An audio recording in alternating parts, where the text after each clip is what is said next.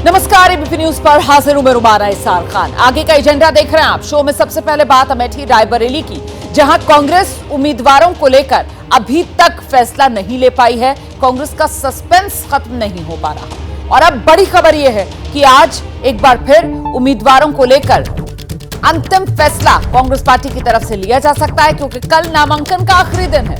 बार बार कांग्रेस के बड़े नेता कह रहे हैं वो चाहते हैं अमेठी से राहुल गांधी, रायबरेली से प्रियंका गांधी चुनाव लड़ें। सूत्रों के हवाले से खबर ये, सोनिया गांधी भी यही चाहती हैं, लेकिन औपचारिक ऐलान अभी तक नहीं हो पा रहा। नामांकन का आखिरी दिन कल है, माफ कीजिएगा, और ऐसे में बहुत मुमकिन कि आज ही उम्मीदवारों के नाम का ऐलान कर दिया जाए।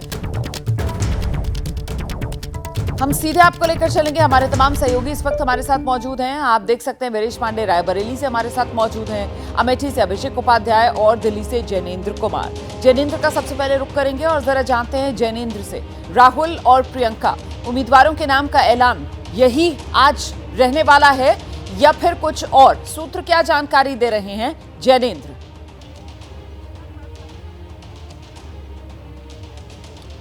रोमाना, बड़ी खबर यह है कि सोनिया गांधी के दखल के बाद राहुल गांधी ने पुनर्विचार किया है और अब वो अपने परिवार की परंपरागत सीट में से एक सीट से चुनाव लड़ने जा रहे हैं। सूत्रों ने हमें ये बड़ी जानकारी दी है और इसका ऐलान आज दोपहर के बाद किसी भी वक्त हो सकता है। सूत्रों ने हमें बताया है कि राहुल गांधी रायबरेली से पर्चा भर सकते हैं। हालांकि सोनिया गांधी चाहती थी कि राहुल गांधी अमेठी से और प्रियंका गांधी रायबरेली से, यानी दोनों ही जो नेता हैं गांधी परिवार के अगली पीढ़ी के, वो चुनाव लड़े परंपरागत सीटों से। लेकिन प्रियंका गांधी के चुनाव लड़ने की संभावना कम है। राहुल गांधी वायनाड के बाद एक और सीट से चुनाव लड़ सकते हैं और वो सीट रायबरेली हो सकती है, जैसा हमें उच्च सूत्रों से जानकारी मिली है। हालांकि अभी इसकी आधिकारिक पुष्टि होनी बाकी है। सूत्रों का कहना है कि दोपहर में शिमोगा में, कर्नाटक के शिमोगा में राहुल गांधी और मल्लिकार्जुन खड़गे की एक साझा रैली है। उस रैली के बाद संभव है कि अमेठी रायबरेली की सीटों पर उम्मीदवारों का ऐलान कर दिया जाए और सूत्रों की जानकारी अगर सही साबित हुई तो रायबरेली से राहुल गांधी चुनावी मैदान में नजर आएंगे एक बार फिर, और अमेठी से गांधी परिवार के करीबी केएल शर्मा का नाम सबसे आगे बताया जा रहा है। तो इस वक्त की बड़ी खबर यह है कि राहुल गांधी रायबरेली से पर्चा भर सकते हैं। प्रियंका गांधी के चुनाव लड़ने की संभावना कम है, बल्कि ना के बराबर है। और आज दोपहर बाद अमेठी और रायबरेली का सस्पेंस कांग्रेस खत्म कर देगी। अमेठी रायबरेली से उम्मीदवारों का ऐलान कर दिया जाएगा, जिसमें एक नाम राहुल गांधी का भी होगा। जी रहिए मेरे साथ, लौटूंगे आपके पास। अमेठी रायबरेली में कांग्रेस की ओर से उम्मीदवार कौन होगा, इसको लेकर लगातार बीजेपी और कांग्रेस जो है उनमें वार पलटवार भी चल रहा है, क्योंकि बीजेपी कांग्रेस पर हमला कर रही है और कांग्रेस की ओर से जमकर बीजेपी को जवाब दिया जा रहा है। चुनाव के बाद कांग्रेस इतिहास की वस्तु बनने वाली है और उत्तर प्रदेश में तो हमारी विधानसभा में कांग्रेस को उत्तर प्रदेश की जनता ने कितनी सीट दी मालूम है? 2। यानी राम नाम सत्य है के लिए भी 4 लोग चाहिए होते हैं ना। वहां 2 ही सीट है, यानी अगली बार छुट्टी। अभी आप देख रहे होंगे कांग्रेस के लोग हिम्मत ही नहीं कर पा रहे हैं यूपी में चुनाव लड़ने का, सब भागे फिर रहे हैं। कांग्रेस सेंट्रल इलेक्शन कमेटी ने कांग्रेस अध्यक्ष जी को पूरा अधिकार सौंपा है कि वो जल्द से जल्द अमेठी और रायबरेली के जो कांग्रेस पार्टी के उम्मीदवार हैं उसकी घोषणा करें। 24 घंटे के अंदर कांग्रेस अध्यक्ष इसकी घोषणा करेंगे। जन सैलाब देखकर यही लगता है फिर एक बार मोदी सरकार, हर तरफ मोदी लहर है। भारतीय जनता पार्टी का कमल का फूल खिलाने की तैयारी। कांग्रेस के लोग कुछ पार्टी छोड़ रहे हैं, कुछ चुनाव लड़ना छोड़ रहे हैं। देश भर में यही ट्रेंड कांग्रेस का जारी है।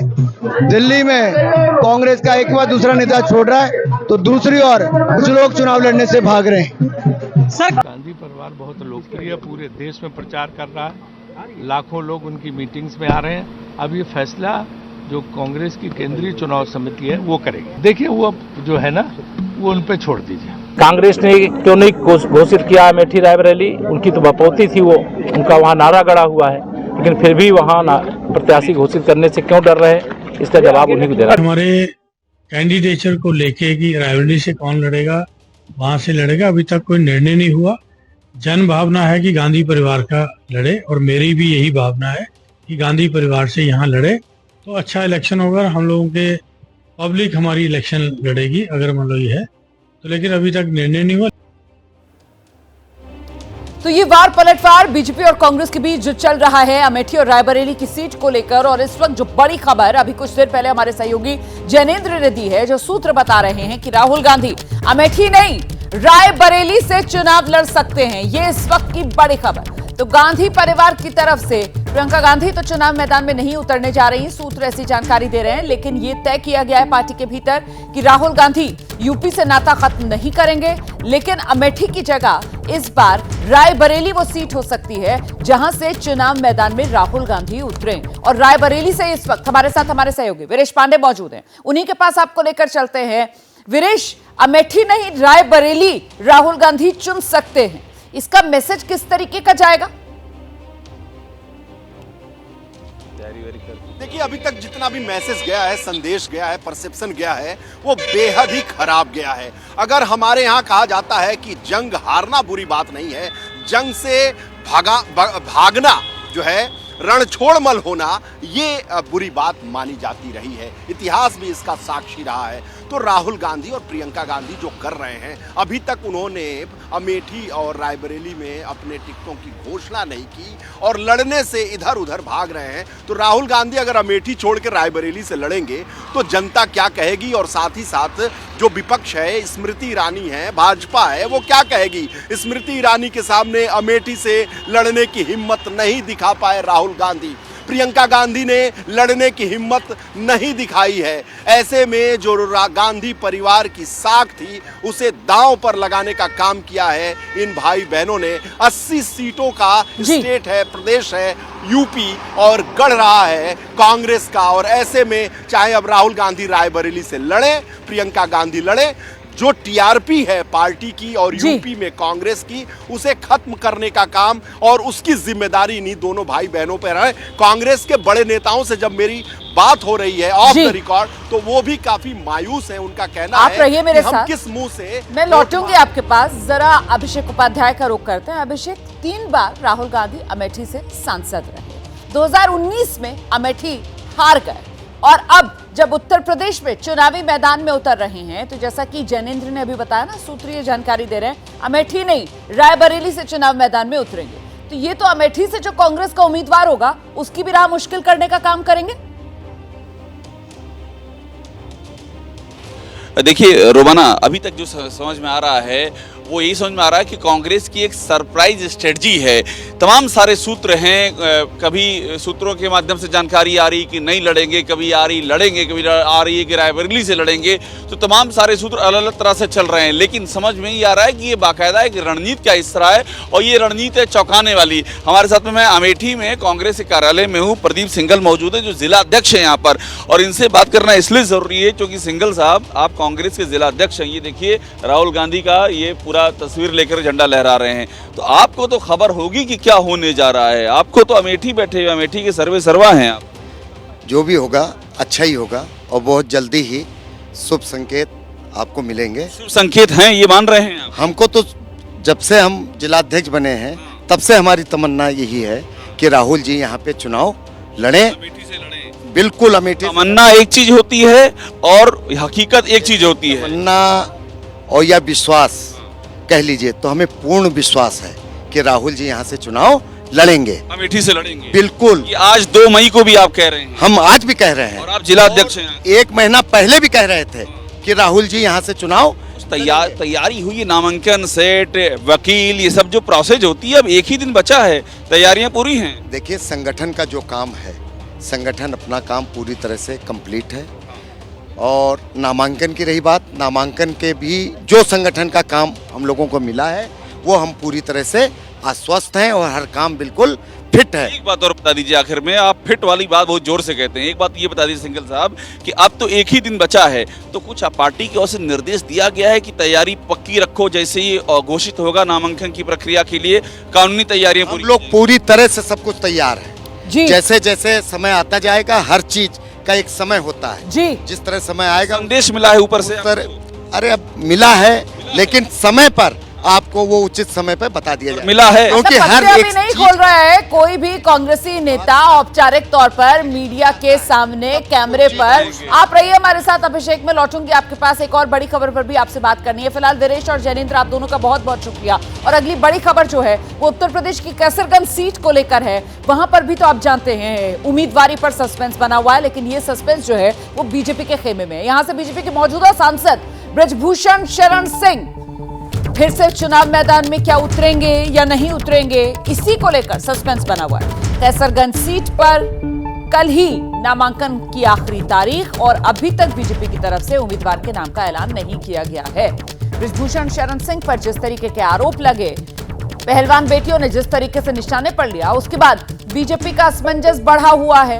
बीजेपी समझ नहीं पा रही कि कैसरगंज से बृजभूषण शरण सिंह को दोबारा चुनाव मैदान में उतारा जाए या फिर कोई और रास्ता तलाशा जाए। इसी को लेकर सीधे आपको लेकर चलते हैं। हमारे साथ हमारे सहयोगी अभिषेक उपाध्याय इस वक्त मौजूद हैं और जरा समझते हैं अभिषेक उपाध्याय से, बृजभूषण शरण सिंह या फिर कोई और रास्ता, विकल्प के तौर पर परिवार से बृजभूषण शरण सिंह के कोई और सदस्य जिसे चुनाव मैदान में उतार कर बीजेपी कोई समाधान ढूंढ सकती है कैसरगंज सीट के लिए। अभिषेक, देखिए, दो बातें हैं। पहली बात तो ये है कि जो यहाँ से नाम भेजा गया है वो नाम सिर्फ बृजभूषण शरण सिंह का भेजा गया। ये सोर्सेज ने हमें कंफर्म किया है, इसमें कहीं कोई दो राय नहीं, दूसरा कोई नाम है नहीं। लेकिन जो आपने विकल्प की बात कही, वो विकल्प वाकई एक महत्वपूर्ण विषय है और विकल्प के तौर पर बृजभूषण सिंह के परिवार का ही विकल्प है। उनके बेटे करण भूषण सिंह या उनकी पत्नी, ये दो विकल्प हैं जो हमारी जानकारी में हैं और आज ऐलान हो जाएगा। सबसे जो चिंता है पार्टी को वो है बृजभूषण शरण सिंह के ऊपर जो कानूनी केस चल रहा है महिला पहलवानों वाला, उससे उसकी क्या प्रतिक्रिया हो सकती है उसको लेकर के पार्टी पसोपेश में है। और दूसरी अहम बात ये कि समाजवादी पार्टी ने भी अपने पत्ते नहीं खोले हैं। हमारी जानकारी ये है कि वो भी इस बात के लिए तैयार है कि अगर बृजभूषण शरण सिंह बगावत करते हैं या पार्टी लाइन के खिलाफ जाते हैं तो समाजवादी पार्टी के दरवाजे खुले हुए हैं। ये भी सोर्सेज जानकारी दे रहे हैं, इसीलिए ये बहुत दिलचस्प हो चुका है। लेकिन आप दो बातें समझनी होगी। पहली बात तो ये कि अभी तक की जानकारी यही है कि या तो बृजभूषण शरण सिंह या फिर उनका परिवार जो बीजेपी की ओर से ऐलान होने जा रहा है, जो सोर्सेज बता रहे हैं। और दूसरा पहलू ये कि इन केस अगर कुछ दूसरा फैसला होता है तो समाजवादी पार्टी भी पूरी तरह से तैयार है। वहां पर है बृजभूषण शरण सिंह की बातचीत वहां भी चल रही है, सोर्सेज ये बता रहे हैं। तो बीजेपी का असमंजस और समाजवादी पार्टी ताक लगाकर इंतजार में बैठी हुई है। रहिए मेरे साथ, लौटूंगी आपके पास अभिषेक। इस बीच आपको बताते हैं लोकसभा चुनाव के तीसरे चरण के लिए प्रचार तेज हो चुका है। 7 मई को वोटिंग होनी है। आज बीजेपी और कांग्रेस के दिग्गज मैदान में उतरने जा रहे हैं। प्रधानमंत्री नरेंद्र मोदी आज गुजरात में हुंकार भरेंगे। गुजरात में प्रधानमंत्री नरेंद्र मोदी 4 रैलियां करने जा रहे हैं। अमित शाह उत्तर प्रदेश में 3 जनसभाओं को आज संबोधित करेंगे। योगी आदित्यनाथ, जेपी नड्डा बिहार में, मध्य प्रदेश और गुजरात में प्रचार करेंगे। कांग्रेस से राहुल गांधी कर्नाटक, प्रियंका गांधी मध्य प्रदेश, छत्तीसगढ़ में प्रचार करेंगी। तो ये तस्वीरें आज प्रचार को किस तरीके से धार दिया जा रहा है आपने देखा। हम सीधे आपको लेकर चलते हैं। हमारे सहयोगी अभिषेक उपाध्याय इस वक्त मौजूद हैं। अभिषेक, आज उत्तर प्रदेश में किस तरीके से तीसरे चरण के लिए प्रचार दमदार अंदाज में देखने के लिए मिलने वाला है दिग्गजों की तरफ से?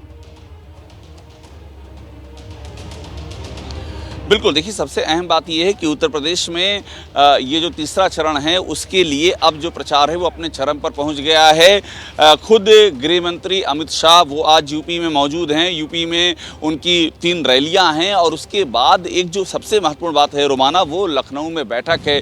शाम 5 बजे वो लखनऊ में बैठक कर रहे हैं और ये बैठक यहाँ पर हॉलीडे इन होटल है एयरपोर्ट के पास, वहाँ पर होगी और इसमें 5वें फेज़ को लेकर के चर्चा की जाएगी।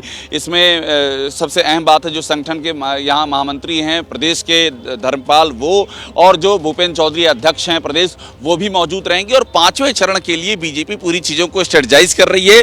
देखिए, बीजेपी का ये मानना है कि शुरू के 2 चरण हुए हैं उसमें बीजेपी का जो स्ट्राइक रेट है वो 80% के ऊपर है, जो बीजेपी का अपना इंटरनल सर्वे के से मानना है। अब वो चाह रहे हैं कि इसको और ज़्यादा मेंटेन करना। इसके लिए ये 5वां चरण बहुत महत्वपूर्ण इसलिए भी हो जाता है क्योंकि लखनऊ और उसके आसपास की सीटों पर जो बीजेपी ने अभी तक कवायद की है उसका इम्पैक्ट पूर्वांचल तक भी जाएगा, ये पार्टी का मानना है। तो वोटिंग परसेंटेज को लेकर के चिंताएं हैं और साथ में चिंताएं हैं जाति समीकरणों को लेकर। एक जो आरक्षण वाला इशू है रोमाना, हमारी जानकारी में वो भी एक महत्वपूर्ण मुद्दा रहेगा कि उसको काउंटर करने की स्ट्रेटजी वो किस तरह से आगे बढ़ रही है और उसमें क्या करने की जरूरत है। बहुत शुक्रिया आपका इस तमाम जानकारी के लिए।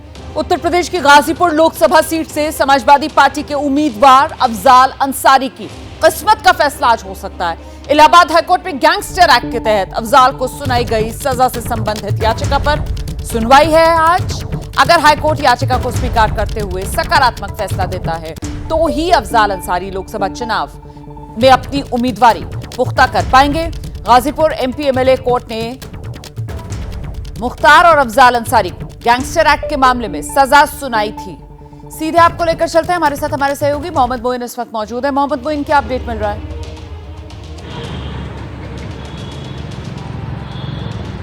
देखिए, अफजाल अंसारी की उम्मीदवारी के लहजे से अगर हम बात करें तो इलाहाबाद हाई कोर्ट में आज होने वाली सुनवाई बेहद अहम है, क्योंकि अभी तक फाइनल हियरिंग शुरू नहीं हो पाई है। 2 से 3 कार्य दिवसों में पूरी बहस कंप्लीट होगी। अफजाल अंसारी के लिए मुश्किल भरी बात यह है क्योंकि जो बीजेपी विधायक कृष्णानंद राय का परिवार है वो अफजाल अंसारी के खिलाफ अफजाल अंसारी की याचिका का विरोध करेगा, उनकी सजा बढ़ाए जाने की मांग कर रहा है। और अगर जल्द ही अफजाल अंसारी को इलाहाबाद हाई कोर्ट से राहत नहीं मिलती है तो वो लोकसभा का चुनाव नहीं लड़ पाएंगे। तो अफजाल अंसारी की तरफ से यही दुआ की जा रही है कि वो इस पूरे मामले में दोष मुक्त किए जाएं, क्योंकि अगर सजा कम भी होती है तब भी वो चुनाव नहीं लड़ पाएंगे, क्योंकि गैंगस्टर के जिस मामले में 4 साल की सजा हुई है उसमें न्यूनतम सजा 2 साल होती है और पीपुल्स रिप्रेजेंटेशन एक्ट के तहत 2 साल या इससे ज्यादा की सजा पाने वाला कोई भी जनप्रतिनिधि वो ना तो चुनाव लड़ सकता है और ना ही वो किसी पद पर रहने के लायक होता है। बिल्कुल, तो आज दोपहर होना जरूरी है। आप नजर बनाकर रखिएगा, कोई और अपडेट होगा तो दर्शकों तक पहुंचाएंगे। फिलहाल बहुत शुक्रिया इस तमाम जानकारी के लिए।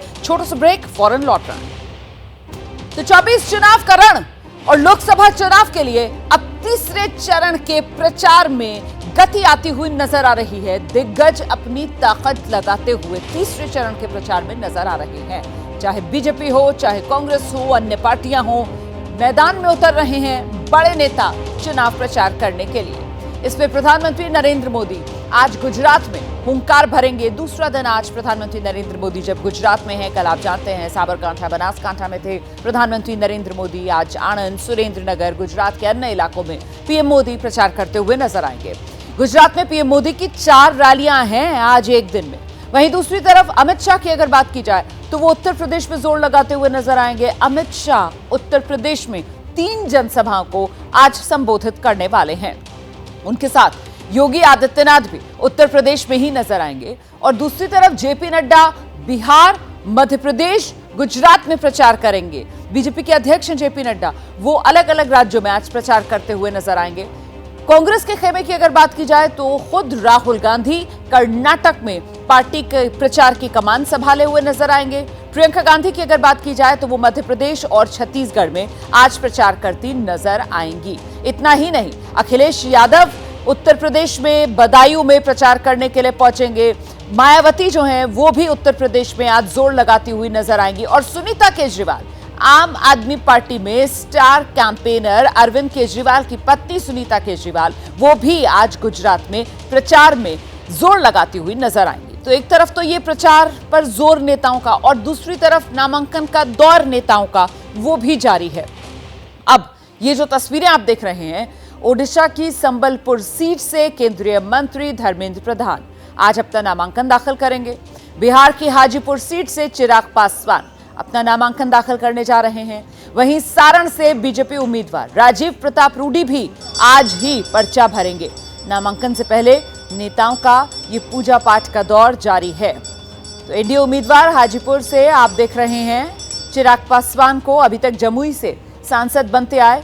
ये लोकसभा चुनाव में पहला मौका जब वो हाजीपुर सीट जो पिता की सियासी विरासत वाली सीट रही है, बड़ी जद्दोजहद के बाद चिराग पासवान इस हाजीपुर सीट से उम्मीदवार बन पाए, क्योंकि चाचा पशुपति पारस इस सीट को छोड़ने को तैयार नहीं थे और आखिरकार इसी सीट से आज बतौर उम्मीदवार नामांकन दाखिल करने जा रहे हैं चिराग पासवान। राजीव प्रताप रूडी सारण से एक बार फिर किस्मत आजमाने के लिए उतर रहे हैं। और वहीं नामांकन और प्रचार का दौर मध्य प्रदेश में भी जोरदार अंदाज में जारी है। मध्य प्रदेश आप जानते हैं 29 लोकसभा सीटों में से 12 मध्य प्रदेश की सीटें जहां मतदान हो चुका है और बाकी बची हुई 17 सीटें जिन पर मतदान होना है। जीत के लिए हर पार्टी एड़ी चोटी का जोर लगा रही है। बीजेपी की तरफ से सूबे के सीएम हैं मोहन यादव, वो खुद धुआंधार प्रचार की कमान संभाले हुए हैं। एबीपी न्यूज से एक्सक्लूसिव बातचीत मध्य प्रदेश के मुख्यमंत्री मोहन यादव की, दिखाते हैं आपको। एक महीने से लगातार जनसभा रोड शो कर रहा है। आपने 50 से अधिक जनसभा रोड शो कर दिए सर।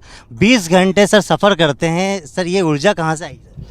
भगवान की मर्जी है, इस बार मोदी जी की सरकार फिर बनाना है। हम सब कार्यकर्ता हैं, तो कार्यकर्ता भाव से जब काम में डूबते हैं तो ऊर्जा अपने आप आती है। 2 चरणों में वोट परसेंटेज गिर गया, लेकिन आप लगातार सर मीटिंग करते हैं, बूथ स्तर तक से लोगों से बातचीत करते हैं, पद अधिकारियों से बात करते हैं सर, एक ऊर्जा देने की बात करते हैं, मगर वोट परसेंटेज क्यों गिर गया सर? नहीं, वोट परसेंटेज तो स्वाभाविक रूप से, जैसे आप सबको ध्यान में कि हमारा पिछली बार चुनाव मई में था, तब तक फसल कटाई हो गई थी, शादी ब्याह नहीं थी। अब की बार ये सब कठिनाइयाँ भी थी, लेकिन उसके बावजूद भी एक बड़ा कारण है, बड़े पैमाने पर कांग्रेस के बूथों पर कांग्रेस के लोग नहीं हैं। आमतौर पे दोनों तरफ के लोग रहते तो थोड़ा आपसी संघर्ष भी होता है और आपसी कंपटीशन भी होता है। अभी हम जो हमारे लोग निकल के डलवा लें वो ये हमारे को वोट मिल रहे हैं। स्वाभाविक रूप से कांग्रेस में निराशा का दौर है, उसके कारण ये भी है। सर लगातार देखने को मिला है कांग्रेस के लोग बीजेपी में शामिल हो रहे हैं। 2 विधायक वर्तमान के सर आपके साथ आ गए सर, ऐसी क्या खासियत है सर आपकी खूबी कि लगातार कांग्रेस के लोग आपके साथ मिल रहे हैं सर? देखिए, ये तो कांग्रेस को सोचने का विषय है। कांग्रेस का नेतृत्व एक चौराहे पे खड़ा, जिसमें उनको खुद को मालूम नहीं कि वो कहाँ जाके बात करना चाहते हैं, उनको कोई दिशा नहीं मिल रही है और अपने लोगों पर भरोसा नहीं है। जो क्षमतावान योग्य उनको लगातार उपेक्षा हो रही है। और जैसे खास करके अब मध्य प्रदेश में पहली बार समाजवादी पार्टी से उनने कोई कॉम्प्रोमाइज़ किया और खजुराहो सीट दी। अब बताइए, खजुराहो सीट को भी उनने नहीं संभाल पाए और अपने प्रत्याशी को भी नहीं संभाल पाए, तो कांग्रेस की तो बहुत दुर्दशा हो रही है। कांग्रेस अब एक बार पूरा अपना आकलन करे, वो राजनीति करना चाहती है तो अच्छी बात है, करना चाहिए, लेकिन केवल एक परिवार के हाथों जिस तरह से पार्टी की दुर्दशा हुई है, जब तक पार्टी उस परिवार से बाहर नहीं आएगी, मुझे नहीं लगता कांग्रेस को अच्छा समय आएगा। सर राहुल गांधी और प्रियंका गांधी यूपी से चुनाव नहीं लड़ रही है। मैंने तो पहले ही कहा कि ज़बरदस्त माहौल यूपी का है और ये वायनाड से भाग रहे हैं, वायनाड में भी हार रहे हैं, पिछली बार अमेठी से हारे थे। इनकी हालत ऐसी है कि ये न घर के रहेंगे न घाट के रहेंगे। सर इंडिया गठबंधन आरोप लगा रहा है कि झारखंड के मुख्यमंत्री केजरीवाल जो दिल्ली के मुख्यमंत्री मंत्रियों को जेल में डाल दिया, डरा धमका के। कोई किसी के जेल में डालता है क्या? मंत्री मुख्यमंत्री को जेल में डालने के लिए कितने कठिन होता है मामला, कोई किसी को डालता है? लेकिन आप इतना एविडेंस दे रहे हो, अपने आप के ऐसी सारी चीज़ों में लिप्त हो रहे हो जिसमें शर्म आना चाहिए, आपको तो ना तो इमीडिएट इस्तीफा देना चाहिए। लेकिन आप इतनी मोटी चमड़ी के हो गए। हाईकोर्ट ने टिप्पणी कितनी खराब की कि ये कोई बात नहीं हुई, इतने दिन तक मुख्यमंत्री कुर्सी खाली है, तो बहुत दुर्भाग्य की बात है। मुख्यमंत्री कुर्सी खाली भी नहीं रहना चाहिए और आप जेल में है तो इनसे तो कम पढ़े लिखे या ऐसे लोग ज़्यादा समझदार थे जिनने इमीडिएट, बल्कि केजरीवाल ने अपने दोनों मंत्री के इस्तीफे क्यों लिए? उनको भी रखते हैं आज तक मंत्री। या तो वो निर्णय गलत था या आज का निर्णय उनका गलत है। केवल आप मुख्यमंत्री हो इसलिए सारे पाप आपके माफ़ हो जाएंगे, ऐसा कैसे हो सकता है? सर कोविशील्ड जो वैक्सीन है उसको लेकर बातचीत आ रही है, विपक्ष आरोप लगा रहा है कि चंदा लिया था इसलिए हार्ट अटैक से लोगों की बीमारी से मौत हो रही है सर, इस तरह से बातें आ रही है। देखो, ये कहने की बातें हैं, पूरा देश जिससे महफूज हुआ है। मैं तो मान के चलता हूँ मोदी जी को धन्यवाद। और कोविशील्ड किसने बनाई है? कोवैक्सीन हमारे देश की बनी हुई, कोविशील्ड लंदन की बनी हुई थी। तो अंतर्राष्ट्रीय मापदंड पे उनके द्वारा पूरे देश क्या दुनिया में दवाइयाँ बेची गई है। तो ऐसे में कोई स्पेसिफिक केस आएगा तो उसको देखेंगे भी सही, पर बड़े पैमाने पर भारत की अगर जान बची तो कोवैक्सीन और कोविशील्ड से बची है। आपका मिशन 29 है, लग रहा है इस बार 29, क्योंकि राजगढ़ और छिंदवाड़ा तो सर कांग्रेस के 2 दिग्गजों को मैदान में उतार दिया। ये दिग्गज के जमा होने के दिन हैं, गए जमाने कमलनाथ और दिग्विजय सिंह जी के। अब उनकी स्थिति ऐसी बच गई है कि वो अब घर जाने का टाइम आ गया है। 400 पार का जो नारा है सर, निश्चित हमारे प्रदेश में 29 पार, वो देश में 400 पार। अमित शाह जी ने कहा है एनडीए मतलब पूर्ण बहुमत से सरकार बना रही है। निश्चित रूप से बना रही है, इसमें कौन सा शक है? बताओ ना आप। कांग्रेस से हम कहाँ मना कर? कांग्रेस वाले बोले ना कि हम 400 जीत रहे हैं, वो क्यों नहीं जीत रहे? वो क्यों नहीं बोल रहे? वो तो प्रत्याशी भी खड़े नहीं कर पा रहे हैं। जो प्रत्याशी खड़े कर रहे हैं वो मैदान छोड़ रहे हैं, तो उनके अंदर घबराहट है, स्वाभाविक रूप से उनमें दम नहीं है, इसलिए ऐसी बात कर रहे हैं। गृह मंत्री अमित शाह जी ने इंटरव्यू में ये भी कहा है कि जो राहुल गांधी संविधान आरक्षण की बात कर रहा है बदलाव की, सर इसको लेकर नहीं, कौन बेकार की बात है जिस बात में कोई दम ही नहीं है। नाच न जाने आंगन टेढ़ा। संविधान के साथ जितनी छेड़छाड़ कांग्रेस ने की आज तक किसी ने नहीं की। देश में आपातकाल किसने लगाया? कांग्रेस ने लगाया।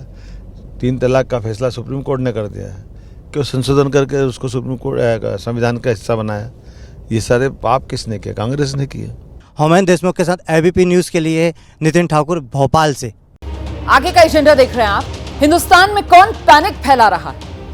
कल से सबके मन में सवाल यही गूंज रहा है। आप जानते हैं हमसे 24 घंटे पहले दिल्ली एनसीआर में इस वक्त जबरदस्त हड़कंप मचा हुआ था, क्योंकि स्कूलों को बम से उड़ाने की धमकी भरा ईमेल मिला था। हालांकि स्कूलों की जांच के बाद कोई भी संदिग्ध चीज नहीं मिली है और आज सब कुछ सामान्य तौर पर, बच्चे स्कूल गए हैं, पढ़ाई कर रहे हैं स्कूलों में। लेकिन जिस तरीके से ईमेल पर धमकी आई, उसके बाद दिल्ली के स्कूल्स में तस्वीर जानने के लिए एबीपी न्यूज की team Shri Venkateshwara international school पहुंची, जिसे बाकी स्कूल्स की तरह ही धमकी भरा ईमेल आया था। स्कूल प्रशासन के एहतियाती इंतजामों पर बात की।